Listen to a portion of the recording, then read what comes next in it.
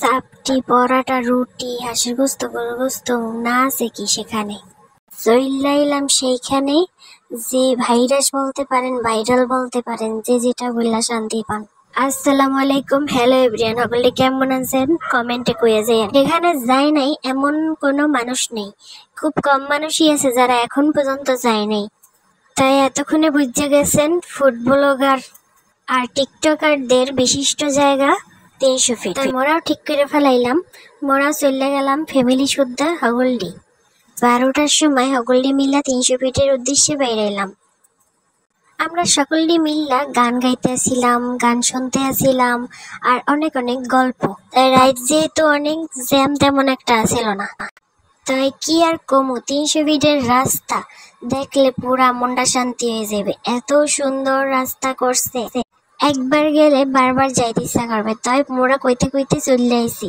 এখানে দেখতে অনেক ধরনের মাছ আছে, টুনা ফিশ, কোরাল মাছ, তেলাপিয়া মাছ, চিংড়ি মাছ, আরো অনেক ধরনের মাছ আছে। তার মনে চাই হে বারবিকিউ কইরা খাইতে পারে। তাই গেদুরা মোরা একটু ঘুরে ঘুরে হগল জায়গা দেখতেছিলাম কোন হোটেলটা ভালো হয়। মোরা যেহেতু অনেকজন মানুষ আছিলাম, বড় একটা জায়গা খুঁজতেছিলাম, আর খাবারের কোয়ালিটি তো অবশ্যই ভালো হইতে হইবে। তাই মোরা বাইসে গুছছে এই আফার দোকানটাই ঠিক করে ফেলাইলাম। আমরা দেখছিলাম বাইরে বসে অনেকেই খাচ্ছে, কিন্তু আমরা ভিতরে ঢুকে খাইছি। একটু সুকুদ্দ ভাষা বলে ফেলছি। সুকুদ্দ ভাষা আবার আমাকে দ্বারা চলে না। মই মোর গ্রামের ভাষা কইয়ে শান্তি পাই, পরানটা ঠান্ডা। দেখতে আসলাম এখানে অনেক ধরনের ভর্তা পাওয়া যায়, মাছ আছে, ভাত আছে, না আছে কি।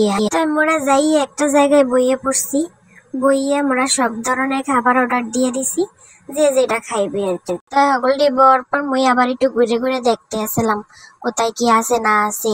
তো এখানে খাবার কি রকম কি পাওয়া যায়, দাম টাম এগুলো একটু জিজ্ঞেস করতে আসলাম। বাইরে চলে আসছি, তাই দেখলাম এক ভাইজান এরমের চিকেন চাপ বানাইতে আছে, মুই 1 প্লেট অর্ডার দিয়ে দিলাম। তাই যে রান্নাটা দেখতে খুবই মজা লাগতেছে। আর এই হাঁসের গোস্ত, চিকেন চাপ, এরপর গরুর গোস্ত, কালা বুনা, এটা মোরা অর্ডার দিয়ে দিছি। আর লগে চাপটি আর হইতেছে আর কাশিকোসা পিঠা অথবা চিতই পিঠা, যে যেটা বলেন। মগো খাওন সব মগো টেবিলে চলে আইছে, আর মোরা সবাই খাওয়া স্টার্ট করে দিছি। তো মগ ঘরে অনেকেই হাঁসের গোস্ত খায় না, কেউ চিকেন অর্ডার দিছে, আর কেউ গরুর কালাবোনা, আর আমি অবশ্যই হাঁসের গোস্ত। অবশ্যই টিরিটটা মগো বড় ভাইজানে দিছে, তাই খাইতে হইবে পেট ভরে। এর ব্যাপারে যদি বলি তাইলে মোটামুটি ভালো। রাত দিয়ে কি হয়, ঘোরাঘুরিটাই আসল কথা। তাই মোরা বাইরে চলে আইছি আর বিভিন্ন ধরনের মিষ্টান্ন দেখতে আসলাম। তাই মোরা সব ধরনের মিষ্টি ট্রাই করছি। এরপর মোরা হাঁটতে আসলাম। তাই বাইকি কমু, জম্মের শীতে ঘুরাঘুরা সব কাঁপাকাঁপি শুরু করে দিছে। তাই যেহেতু একটু শুনশান জায়গা, মানুষজন এই সাইডে একটু কম ছিল, মোরা আবার এইদিকে একটু হাঁটাহাঁটি করতে আসছিলাম।